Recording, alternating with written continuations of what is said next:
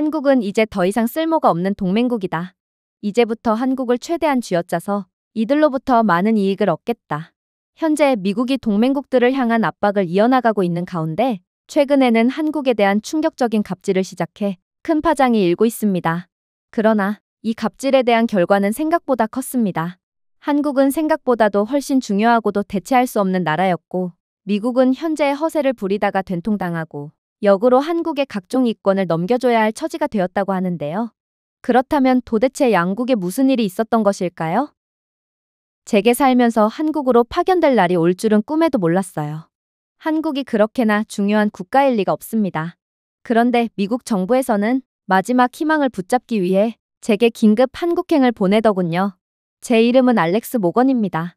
저는 워싱턴 DC 전략기술소재국의 선임 애널리스트로 일하고 있는데 저는 2주 전까지만 해도 어떻게 하면 한국에 압박을 가해 더 많은 이익을 뜯어먹을까를 궁리하고 있었습니다. 동맹국을 압박해서 최대한 많은 이익을 취해오는 것이 바로 이번 미국 정권의 뜻이었거든요.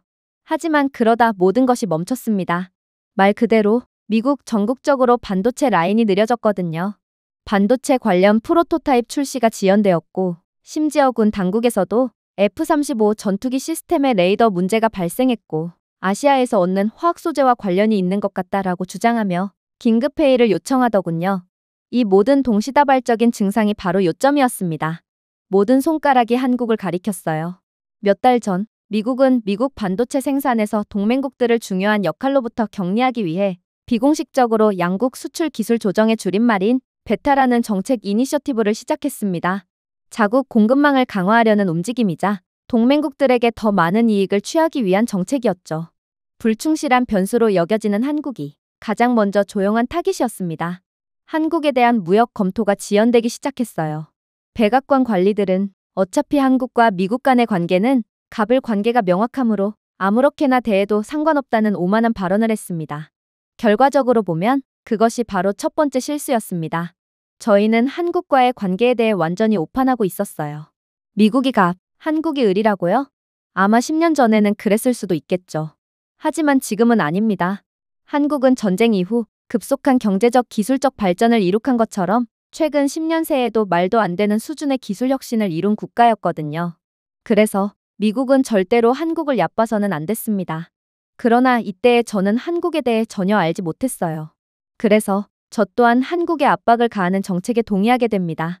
미국이 저지른 두 번째 실수는 미국의 압박으로 인해 한국이 철수하기 시작했을 때 눈치채지 못했다는 것이었습니다. 한국은 허세를 부리지 않았어요. 이들은 미국의 갑질에 보도자료도 없이 조용히 기술 교류를 취소했을 뿐입니다. 일주일 후 그들은 고순도 불화수소와 하이K 유전체 소재의 수출을 중단했더군요.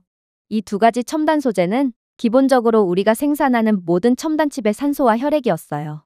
그래서 한국이 소재 공급 중단을 선언함과 동시에 미국의 첨단 공정에서 동시다발적인 문제가 생기자 저희는 그제야 뒤늦게 한국의 그간의 영향력에 대해 조사하기 시작한 것입니다. 제 임무는 충분히 간단하게 들렸습니다. 한국으로 날아가서 한국의 기술 수준을 객관적으로 조사한 뒤 업계 담당자를 만나며 몇 개의 실험실을 방문하는 거였습니다.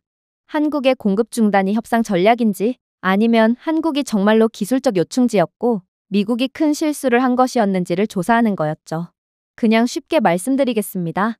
제 역할은 한국이 실제로 그렇게 중요한 국가였는지 아니면 그냥 허풍을 떨고 있을 뿐인지를 조사하는 거였습니다. 솔직히 말해서 저는 비행기가 이륙하기 전에 답을 알고 있다고 생각했어요. 몇 년 전에 한국을 다녀온 동료가 있어요. 네온 조명, 괜찮은 길거리 음식, 그리고 꽤 괜찮은 스마트폰을 만드는 국가였다고 설명하더군요. 피상적인 면에서 인상적이었다고 했죠. 하지만 미국을 후회하게 만들 기술 초강대국일까요? 설마요. 저희는 워싱턴 DC에서 한국을 스마트하고 산업적이지만 궁극적으로는 파생상품 수준의 기술력과 제품을 만드는 국가라고 평가했습니다. 분명히 한국은 무언가를 만들었지만 결코 발명하지는 않았죠. 반도체요? 그건 미국이 만든 거예요. 한국은 정제는 했지만 정의하지는 않았습니다. 아니, 뭔가를 만들므로써 정의를 해본 경험이나 있나요? 그런데 세계 모든 기술력을 발명한 미국에 한국이 그저 화학 물질 몇 개 수출 중단을 선언함으로써 미국을 굴복시킬 수 있다고요? 그건 마치 경제 팬픽션처럼 들렸습니다. 저는 한국을 조사하기 위해 한국으로 떠나긴 하지만 결과는 사실상 정해져 있다고 생각했어요. 한국이 첨단 소재 수출을 중단함과 동시에 미국의 모든 첨단 공정에 동시다발적인 위기가 발생하긴 했지만 그건 그냥 타이밍 좋게 맞아떨어졌을 뿐일 것입니다. 아마 미국의 첨단 공정의 위기가 발생한 건 다른 이유가 맞물렸겠죠. 그렇게 저는 한국이 조연 배우라고 생각하며 인천공항에 도착했습니다. 그리고 저는 한국에서의 첫날부터 절대로 잊을 수 없는 하루를 보내게 되죠. 공식 일정은 곧바로 시작되었습니다. 저는 비공개 현장 방문을 시작했거든요. 대단한 것은 아니에요. 한국 정부가 조사를 위해 협력하도록 지정한 표준 자재 파트너였을 뿐입니다. 그래서 시차로 인한 졸음도 견딜 겸 경기도의 2차 공급업체를 잠깐 방문하기로 했어요. 1시간 후, 저는 발음하기도 어려운 도시 외곽에 있는 일반 산업 현장처럼 보이는 입구에 서 있었습니다. 회사 로고도 없었고 반짝이는 유리 건물도 없었습니다. 그냥 창고와 풍력 터빈, 작은 배달 트럭 몇 대만 있더군요. 그저 형광등 아래서 인스턴트 커피를 마시는 과로한 엔지니어 몇 명을 볼 수 있을 것 같은 곳이었죠. 하지만 제가 안으로 들어서는 순간 제 정신 모델 전체가 산산조각이 났습니다. 이 시설은 공장이 아니었습니다. 살아있는 유기체였죠. 모든 문은 얼굴인식 기능으로 열렸습니다. 모든 층에는 자체적인 실시간 대기질 추적기가 있었어요.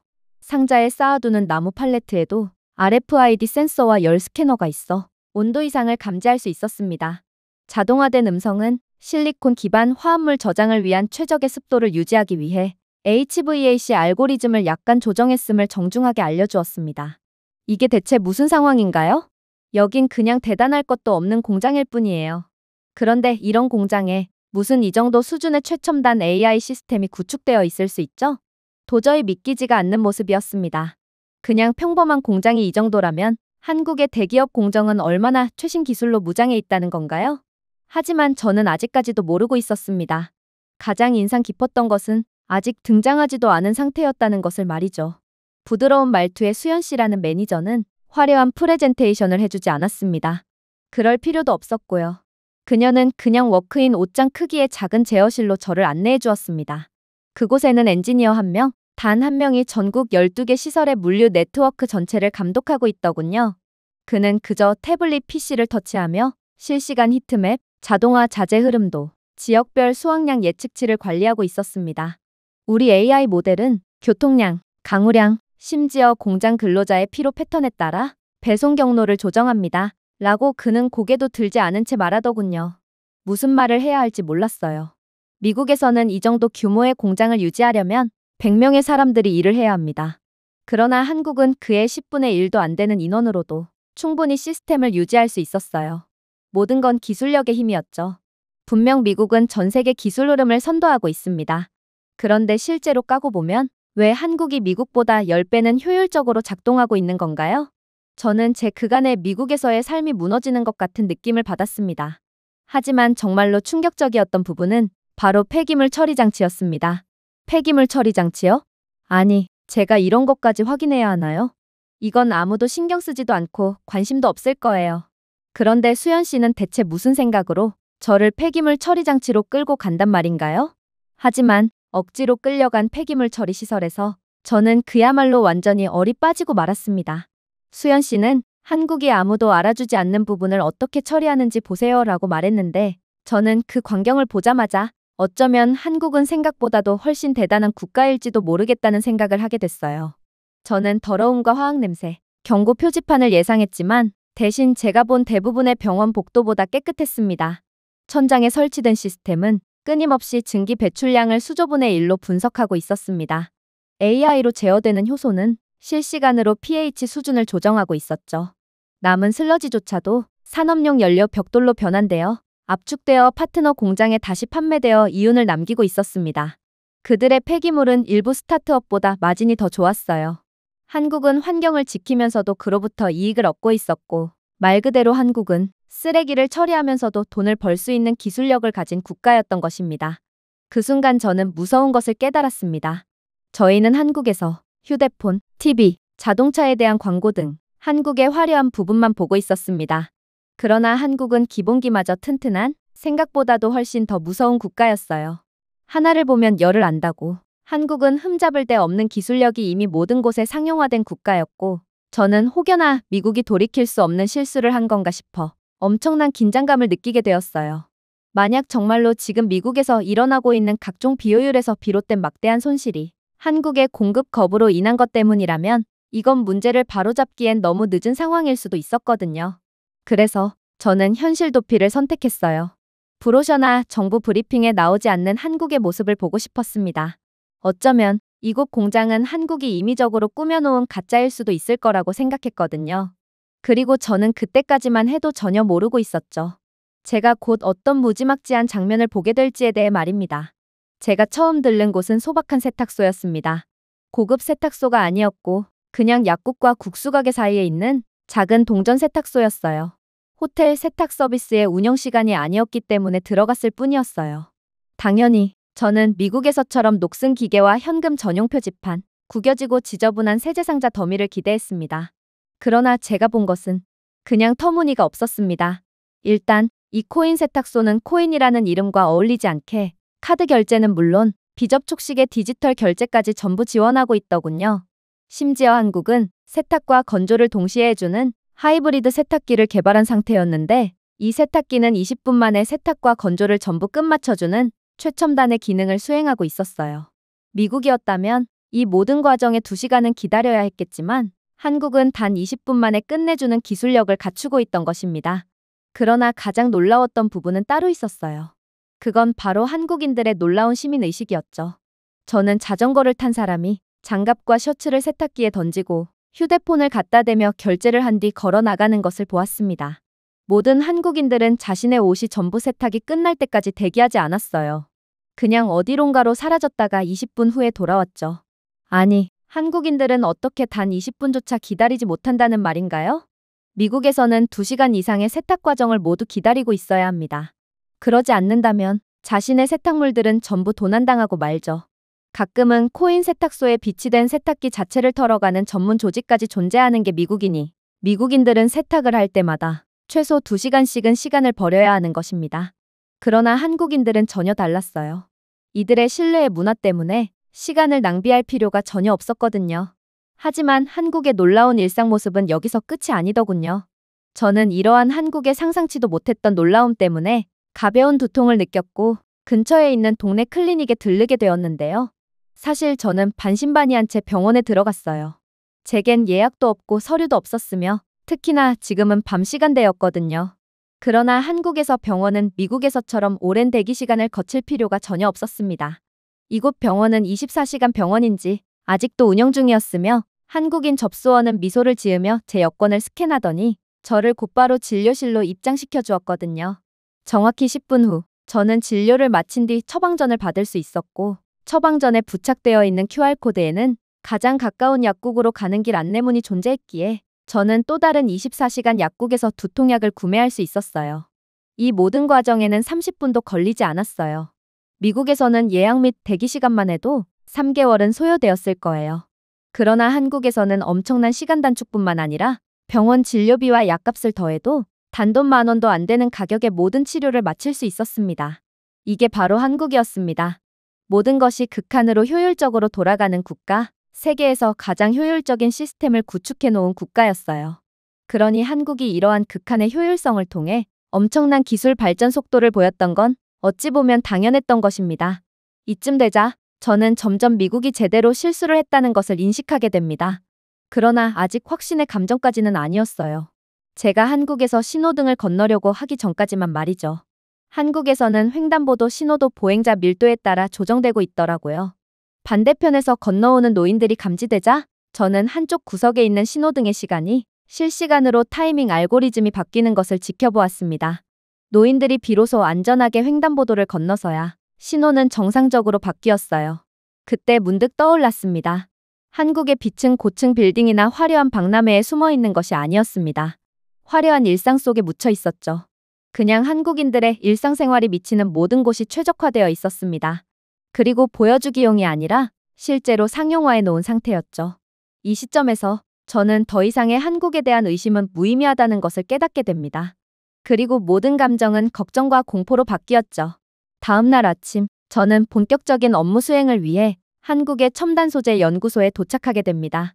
박지연 박사는 젊고 절제된 놀라울 정도로 정확하게 저를 맞이했습니다.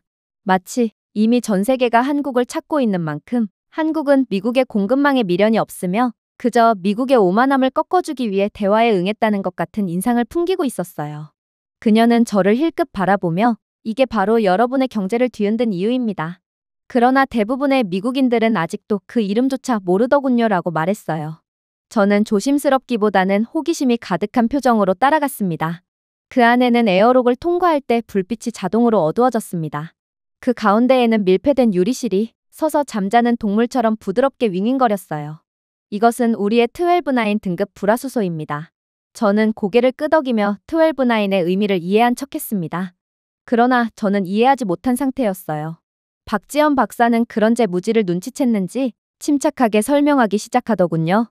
12-9는 99.999999999% 순수합니다. 만약 여기서 불순물이 섞여 등급이 내려간다면 웨이퍼 수율이 기하급수적으로 떨어집니다. 불순물이 조금 더 섞인다면 칩이 작동하지 않겠죠. 현대 반도체는 완벽하게 세밀한 정밀도가 필요합니다. 그게 바로 한국이 생산한 불화수소가 꼭 필요한 이유죠. 이 첨단 소재야말로 전 세계가 수년 동안 개발해온 모든 AI 칩, 모든 방어 레이더, 모든 양자 컴퓨팅 프로토타입 뒤에 숨겨진 보이지 않는 칼이죠. 한국이 이 완벽한 불화수소에 대한 공급을 중단한 이상 미국은 이제 더 이상 최첨단 기술 생산을 할 수 없게 된 것입니다. 그러면서 박지연 박사는 하나의 디스플레이를 꺼냈어요. 이것이 미국이 현재 자체 생산할 수 있는 불화수소로 만든 반도체입니다. 차트가 나타났습니다. 5나노미터 로직 칩, 59%의 고장률. 또 다른 차트에선 애플의 M3 칩 생산이 지연되며 결국 라인이 가동 중지되었습니다. 박지연 박사는 고개를 가로지었어요. 불화수소는 선택사항이 아닙니다. 필수적인 소재죠.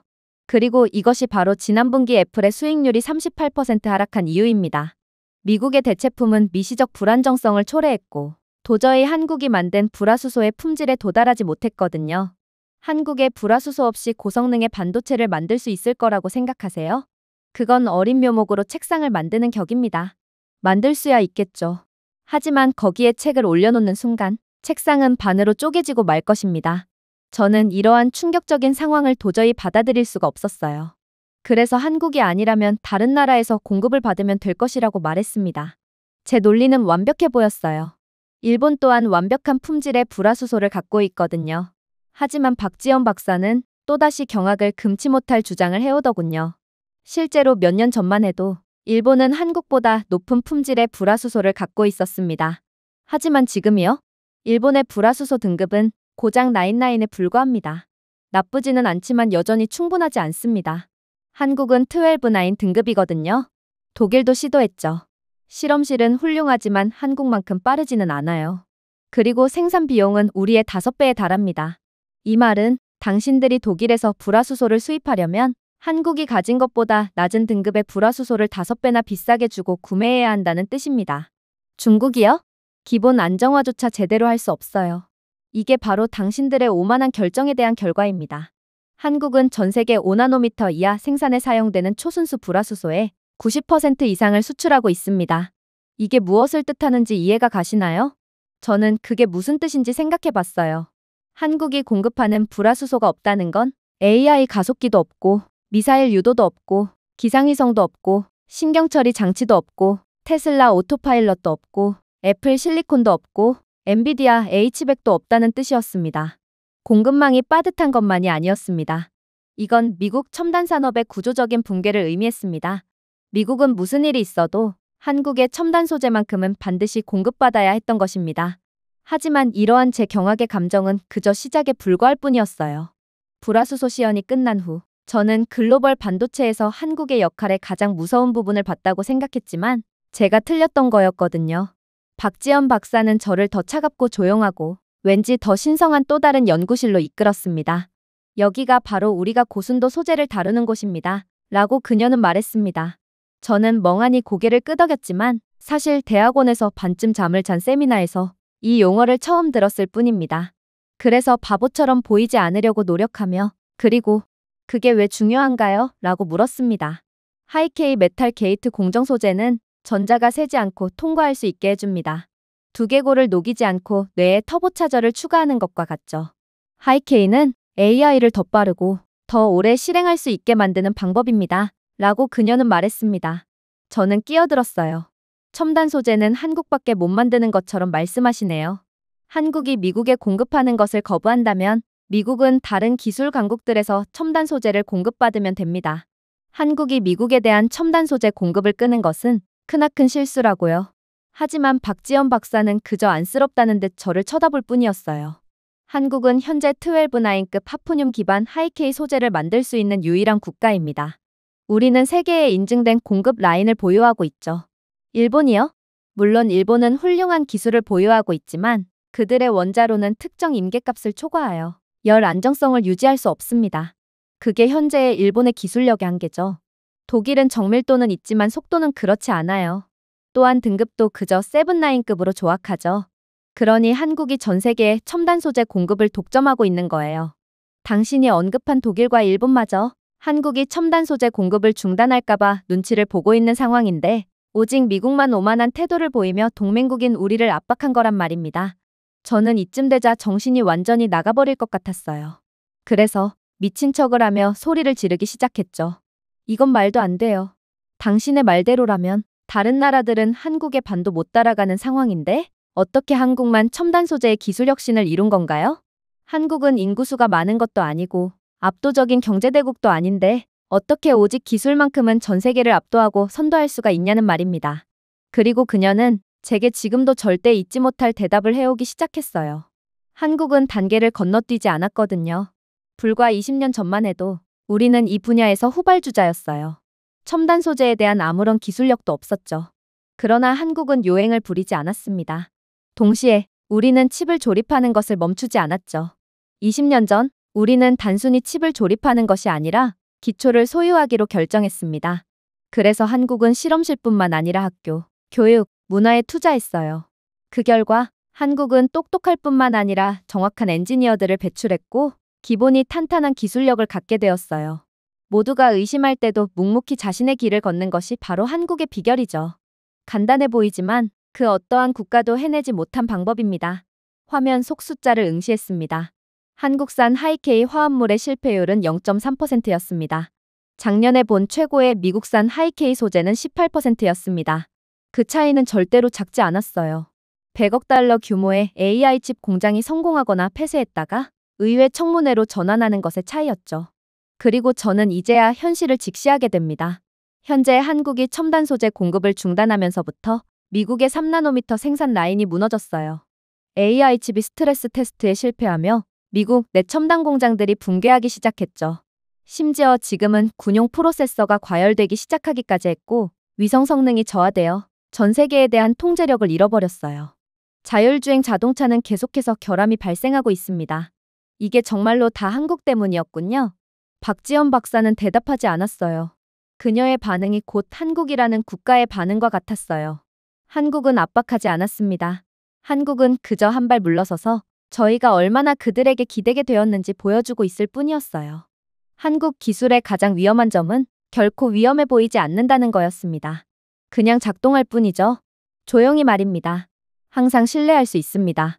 그들이 공급을 중단하기 전까지 말입니다. 결국 저는 한국에 갑질을 하다가 완전히 국가 붕괴 직전에 놓인 미국의 운명의 공포에 질린 채 얼굴이 새파랗게 되어 다시 미국으로 돌아왔어요. 주머니에는 USB 드라이브를 넣고 가슴에 폭풍을 안고 상황실로 들어섰죠. 불과 3주 전만 해도 저는 한국이 세련된 휴대폰과 눈길을 끄는 뮤직비디오를 만드는 영광스러운 전자제품 전문 매체라고 생각했습니다.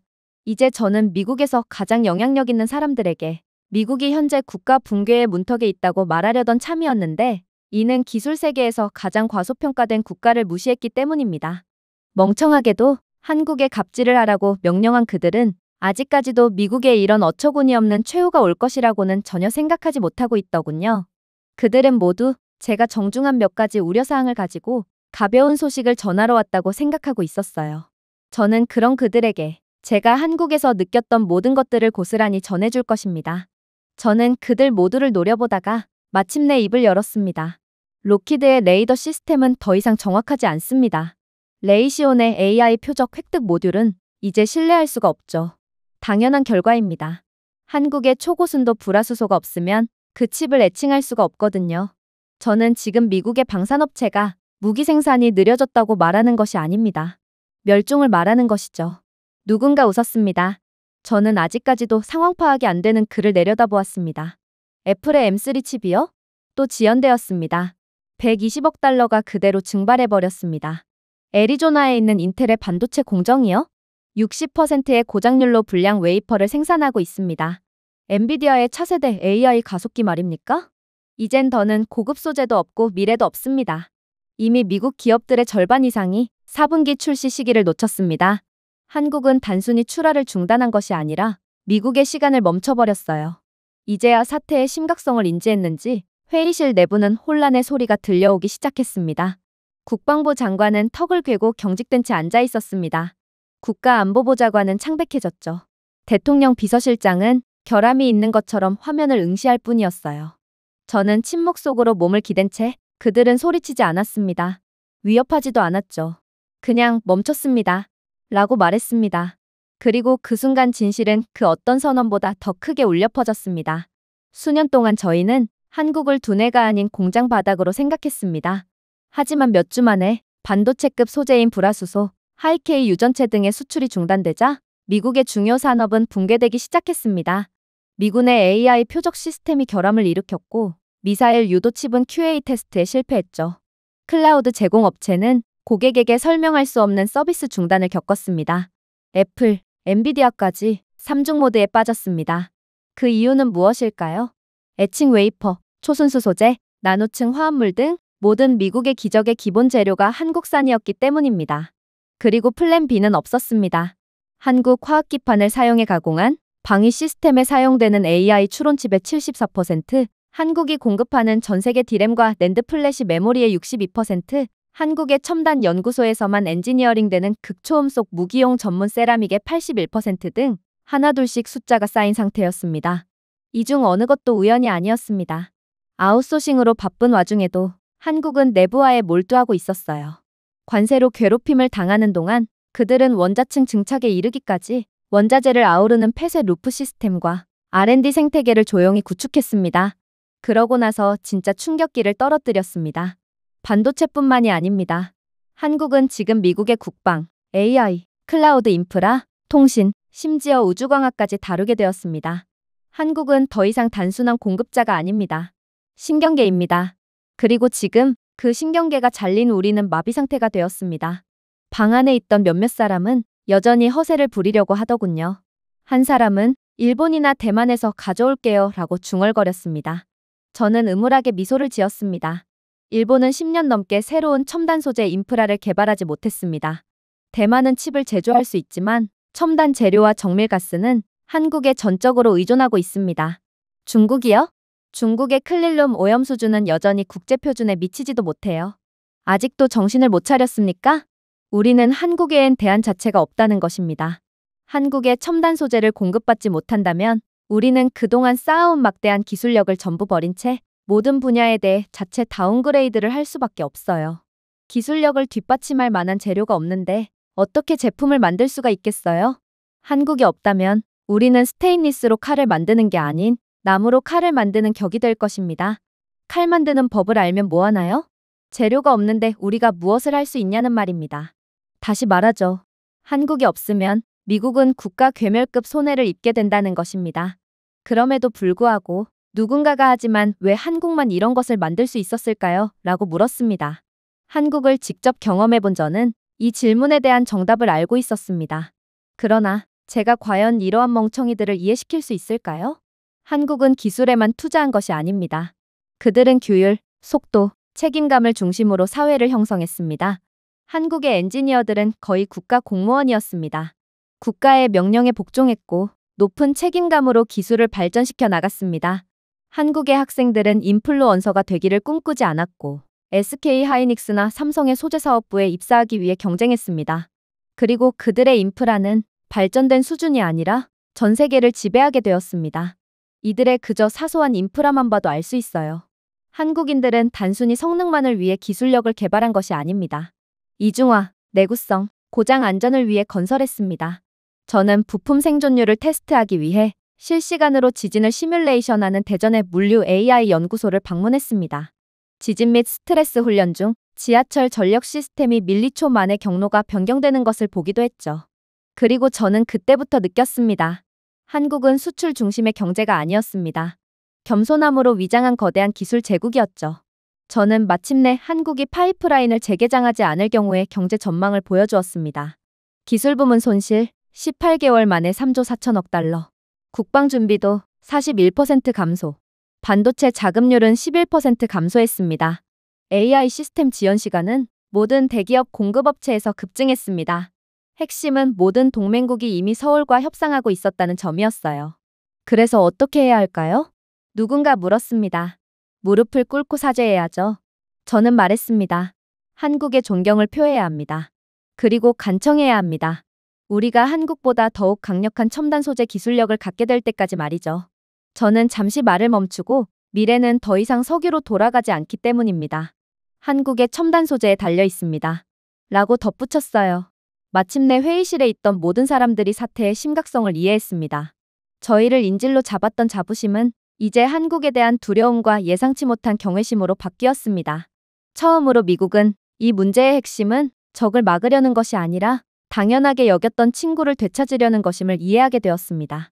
너무 늦지 않았다면 말이죠. 미국의 구걸은 전화 한 통으로 시작되었습니다. 백악관도 국방부도 아니고 훨씬 더 절박한 사람, 즉 현재 17%의 생산 능력으로 공장을 운영하고 있는 1조 달러 규모의 기술 기업의 CEO로부터 왔습니다. 그는 우리는 한국의 마음을 되돌리기 위해 관대한 조건을 제시할 준비가 되어 있습니다. 라고 말하더군요. 하지만 한국 공급 라인이 복구되어야 합니다. 오늘 당장 말이에요. 저는 거의 웃을 뻔했습니다. 불과 몇 달 전만 해도 그는 한국을 무시하며 꽤 쓸만한 편의점이라고 조롱한 적이 있었습니다. 이제 그는 엄마에게 장난감을 사달라고 고집을 부리는 아이처럼 찡찡대고 있었습니다. 하지만 그것은 전초전에 불과했어요. 진정한 변화는 서울에서 서둘러 마련된 양국 정상회담에서 이루어졌습니다. 미국 대표단은 두꺼운 요청서를 들고 도착했습니다. 한국 대표단은 요청 없이 조건만 제시한 종이 한 장을 들고 도착했죠. 그리고 제 경력에서 처음으로 미국 관리들이 눈을 깜빡이는 것을 지켜보았습니다. 분노가 아니었습니다. 잘못된 지도를 보느라 너무 바쁘고 오만했던 저희가 마침내 세상이 바뀌었다는 것을 깨닫는 과정이었습니다. 한국 과학부 장관이 정중하게 고개를 숙인 후 침착하게 우리는 전략적 협력에 열려 있습니다. 하지만 이 점을 이해하세요. 우리가 제공하는 것은 판매용이 아닙니다. 파트너십을 위한 것입니다. 상호 존중이 우선시되어야 합니다. 라고 말했어요. 감히 아무도 주장하지 않았습니다. 저희는 입도 뻥끗할 수 없었어요. 그의 뒤에는 한국의 독립관리 궤도 네트워크에서 실시간 위성 데이터가 제공되었는데 이 말은 한국은 현재 공급 중단을 겪고 있는 미국 전역의 물류 교착 상태, 62%의 신뢰도를 보이는 형편없는 미사일 준비 상태, 부품 교체 지연으로 인한 5개 주요 도시의 비상전력 경로 변경 등을 전부 깨고 있다는 뜻이었습니다. 그 순간 동맹이라는 개념은 예의 바른 허구가 아니라 실존적 필수품이 되었습니다. 한국의 사소한 발언 하나에 미국은 상상조차 하고 싶지 않은 결과를 맞이할 수도 있거든요. 결국 미국 대표단은 더 이상의 요구도 더 이상 거만한 미소도 보이지 못했습니다. 긴급하고 겸손하며 후회로 가득 찬 비굴한 질문을 할 뿐입니다. 한 관계자는 신뢰를 회복하려면 무엇이 필요할까요? 라고 물었습니다. 한국팀은 즉시 응답하지 않았습니다. 대신 기술 주권의 평등 기준이라는 제목의 문서를 꺼내더군요. 조건 중에는 모든 미국 연방 계약에서 한국 특허와 IP 권리를 완전히 인정하는 조건이 포함되어 있습니다. 한국 돈으로만 자금을 지원하는 것이 아니라 한국 땅에 공동 R&D 시설을 건설하는 것이 포함되었습니다. 그러나 정말로 핵심적인 요구는 따로 있었죠. 투명성, 윤리성, 존중을 바탕으로 어떤 미국 기업이 자료에 접근할 수 있는지 한국이 직접 선택하는 거였습니다. 이게 무엇을 의미하냐고요? 미국은 양국의 관계에 있어서 한국이 갑, 미국이 을의 위치에 있다는 것을 인정하는 거였어요. 미국의 창립 이래로 언제나 어떤 상황에서나 항상 미국이 선택과 결정권을 쥐고 있었습니다. 하지만 이 결정권은 이제 한국으로 넘어가게 생긴 거였죠. 긴장된 멈춤이 있었습니다. 그러나 결국 국무장관이 불과 몇 주 전만 해도 상상할 수 없었던 움직임으로 손을 내밀며 말했습니다. 우리는 미국을 대표하여 감사와 겸손으로 이 조건을 받아들입니다. 저는 한국 장관을 힐끗 쳐다보았습니다. 그는 웃지 않았습니다. 그는 고개를 끄덕이며 함께 앞으로 나아갑시다라고 대답했습니다. 박수는 천둥 소리가 아니었어요. 조용하고 거의 경건했죠. 승리의 소리가 아니라 새로운 시작의 소리였습니다. 저희가 걸어나갈 때 미국 고문 중 한 명이 제게 속삭이더군요. 그래서 이제 한국이 왕인가요? 저는 쓴웃음을 지을 뿐이었습니다. 아니요. 한국은 항상 왕이었어요. 우리는 그저 현실을 보려고 하지 않았던 것뿐이죠. 그렇게 저희는 다음날 출국을 위해 호텔로 돌아가 휴식을 취하기로 했습니다. 저는 생각이 필요해서 잠시 공원으로 나왔어요. 한국은 그새 무언가가 바뀐 것 같더군요. 하늘을 뚫어버릴 듯 상승하는 GDP 그래프가 아니라 더 깊은 무언가였죠. 한국은 이제 다른 나라의 인정이 필요한 국가가 아닙니다. 한국 전쟁 직후 수십 년 동안 한국은 항상 다른 사람의 그늘 아래에서 건설하고 희생하고 노력하고 생각 밖의 일을 해왔습니다. 그리고 지금 한국은 더 이상 인정을 받기 위해 노력하는 후발주자가 아닌 인정과 존경이 저절로 따라오는 세계를 선도하는 국가로 발돋움했습니다. 저는 인천공항에서 제 신분증을 확인해준 보안 요원이 존경이 아니라 동등한 입장에서 고개를 끄덕이는 작은 제스처를 기억했습니다. 더 이상 검증을 구걸하는 나라가 아니었습니다. 조용하고 훌륭하며 멈출 줄 모르는 나라였습니다. 그리고 미국으로 돌아가는 비행기에 탑승하면서 활주로에서 서울을 마지막으로 바라보았습니다. 오만함이 아니라 조용한 자신감으로 스카이라인이 반짝였습니다. 외치지도 간청하지도 성격을 꺾지도 않은 나라. 하지만 결국 세계의 규칙을 다시 그린 것은 바로 한국이었습니다. 제가 준비해온 내용은 여기까지입니다. 끝까지 시청해주셔서 진심으로 감사드리며 여러분들의 구독과 좋아요, 알림 설정은 영상 제작에 큰 힘이 됩니다. 이상 세모튜브였습니다.